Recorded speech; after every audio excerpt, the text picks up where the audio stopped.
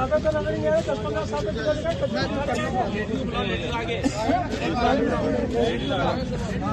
जैन कचौरी पे बैठे 20-25।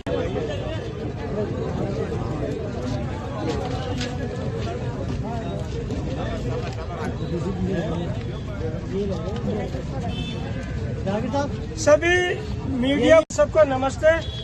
ये जो पूरा 200-400 आदमी आए हैं, ये इस परेशानी को लेकर आए हैं कि 27 तारीख को सुबह 7 बजे डिग्गी पुलिस ने 2 लड़कों को अपहरण किया, उनको मारा कूटा, उनके परिजन उनको लेने गए, उनको भी मारा और 20,000 रिश्वत के मांगे उन्होंने छोड़ने के, जिसमें 10,000 रुपए दिए, जिसमें रामचरण और केदार शामिल थे जिन्होंने पकड़ा था। उस चीज को लेकर ऐसा मारा कि वो उसकी किडनी डैमेज हो गई और हॉस्पिटल में उसके 15-20 लीटर पानी बेचारा गरीब का निकाल चुके और वो अभी जीवन रेखा हॉस्पिटल में एडमिट है और जयपुर।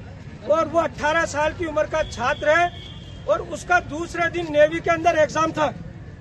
अब ऐसी लापरवाही के चलते हुए कुछ प्रशासन के लोग इस तरीके से बदतमीजी करते हैं कि जो जनता के हित में नहीं है।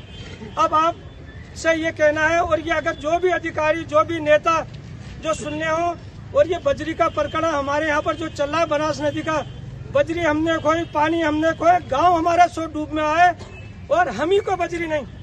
डंपर वालों को ये लोग डंपर भरते हैं, जबकि ये रॉयल्टी देने को तैयार है ट्रैक्टर ट्रॉली वाले, फिर भी इनको ट्रॉली नहीं देता। अभी 1.5 महीने पहले एक ऑर्डर जारी हुआ था, बजरी दी जा रही थी, अब वो बंद हो गया क्योंकि डंपर वालों से ये 750 रुपए टन लेते हैं और ट्रैक्टर ट्रॉली वालों से 400 रुपए टन लेते हैं और सरकारी रेट उसकी 100 रुपए टन है।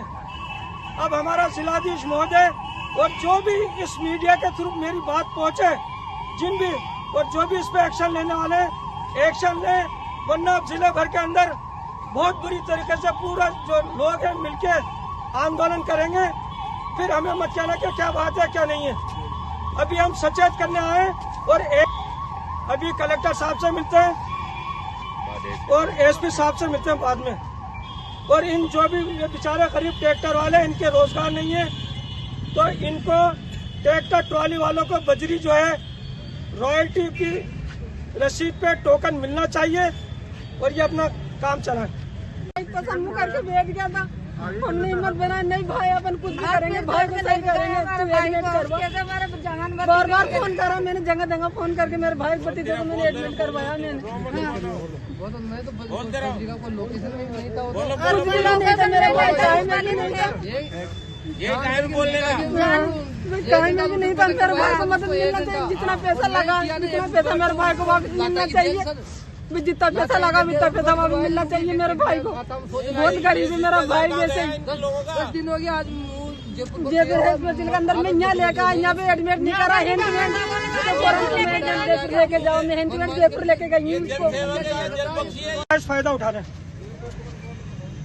और जो कि अब टोक की जनता और जो गरीब किसान है, जो अपना धंधा, जो बजरी इनकी खेत भी खत्म हो गए, इनके गांव भी खत्म हो गए, अब इनके पास एक ही सहारा है बजरी का। आसपास के लोग हैं, अब देखो जैसे भी बात होगी बात करेंगे और इनको मतलब सहूलियत मिलना चाहिए। साहब है, कलेक्टर साहब हैं, उनसे हम मिलेंगे जी।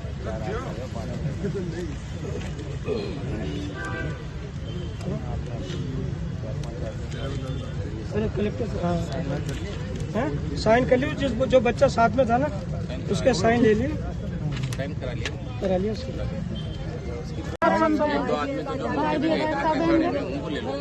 ये मौके पे था, इसको और उसको पकड़ा था पीछे से, ये था।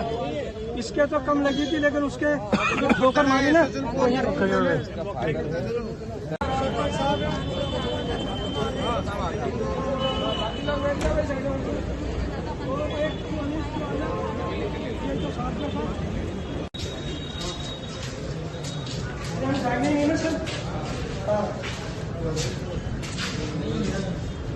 ऐसे जो कभी सामने आ गए थे बिल्कुल, जब मरने चला आदमी, तो वो भी कल ये क्या परिवार के मेरे पास पैसे मांगने आए थे, मैं भी उसी गांव के पास था, तब ये सारी चीज कहानी पता चली कि क्या। तो सर आप हमें एक तो इसलिए उनके खिलाफ मुकदमा दर्ज करवाने का।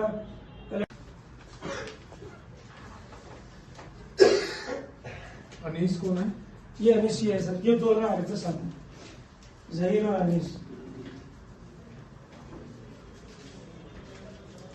अब वहां पर वो लेने गए भी फोटोकॉपी कराने, उसमें ये है कि अगर आप पुलिस ने उठाया भी था तो ना तो उसका पुलिस का रिकॉर्ड है उसमें, आप उसकी एफआईआर दर्ज करते किसी भी उसमें प्रकरण में। भाई को भी मारा, वही मुर्गा बनाया, वही उठक बैठक लगवाई बिना किसी कारण के। कोई उनके पास ट्रैक्टर नहीं, कोई ट्रॉली नहीं, कोई रीजन नहीं, और उनसे 20,000 रुपये मांगे। 20,000 रुपये में फिर उन्होंने 5,000 रुपये करके दिए, 10,000 रुपये दिए। फिर उसके बाद उसको बच्चे को जिसको मारा था, जो भी इस वक्त जयपुर के अंदर है, जीवन रेखा हॉस्पिटल में एडमिट है, उसको इन्होंने उठाया पैरों के बदले, मतलब हाथों से। उसके पैर में कुछ काम नहीं कर रहे थे, 10-5 दिन तो वो।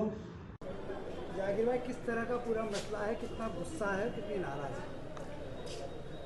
ये अपने टोडा मालपुरा पीपलू तहसील की बात है। यहाँ पर इन सभी तहसीलों के किसान यहाँ पर आए हुए हैं। 27 तारीख की सुबह 2 भाई अपनी बहन से मिलके डिग्गी क्रॉस करते हुए धोली के बीच में आए थे कि 112 नंबर गाड़ी ने उनको अपहरण किया और थाने ले गए, और थाने से इस कदर उनको मारा, उनसे उठक बैठक लगवाई, मेंढक चाल चलवाई। तो उसमें जहीर नाम का जो लड़का है, उसके किडनी डैमेज हो गई, और वो इस वक्त सादत हॉस्पिटल से उसको जयपुर रेफर कर दिया, अभी जीवन रेखा हॉस्पिटल में एडमिट है। तो ये सब चीज़ें जब आसपास के किसानों को पता चली तो वो आज जिलाधीश महोदय के पास आए हैं कि इस तरीके की घटना दोबारा नहीं घटे, इन अधिकारियों के खिलाफ कोई कार्रवाई होना चाहिए और उसको आर्थिक मदद मिलना चाहिए। कौन कौन लोग हैं जिन्होंने मारपीट की और इस तरह की कंडीशन तक? इनमें जो 2 लड़के अरेस्ट किए गए थे, एक तो अनीस था और दूसरा मुझे उसका नाम याद नहीं आ रहा।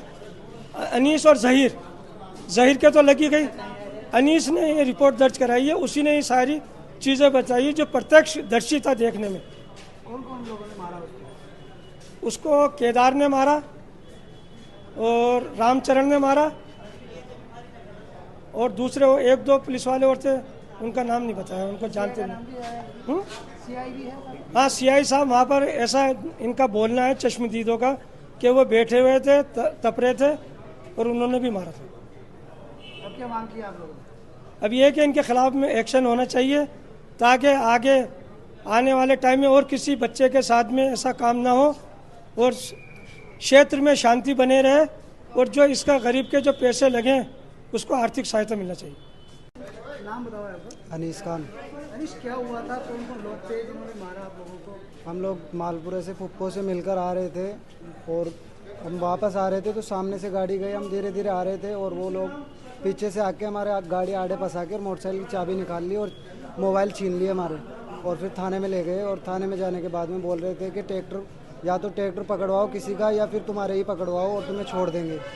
तो हमने मना किया, तो हमें पूरे दिन तो थाने के अंदर रखा, फिर शाम को 3 बजे बाहर निकाला और हॉल के अंदर ला के फिर हमें उठक बैठक लगवाई और फिर लातों घूसों से मारा। और फिर हमने उठक बैठक नहीं लगाई तो फिर केदार ने हमारे लातों घूसों से मारपीट की थी। फिर हमारा भाई गया हमें छुड़ाने, आमिर। तो ऐसे चोरी मारा आपको थानेदार? हाँ, कौन थानेदार? थानेदार का तो नाम पता नहीं है, लेकिन उनमें से 1-2 जने और थे, 4-5 पुलिस वाले थे वो।